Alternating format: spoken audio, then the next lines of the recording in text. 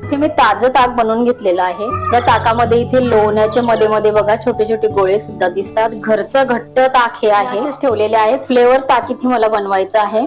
तर इथे रसमलाई फ्लेवर साठी मी 3-4 ड्रॉप मी इथे घालणार आहे. आणि पिठी साखर मी इथे घेतलेली आहे चवीनुसार. तर हे व्यवस्थित मिक्स करून याच्यामध्ये मी ब्लेंडर फिरवणार आहे.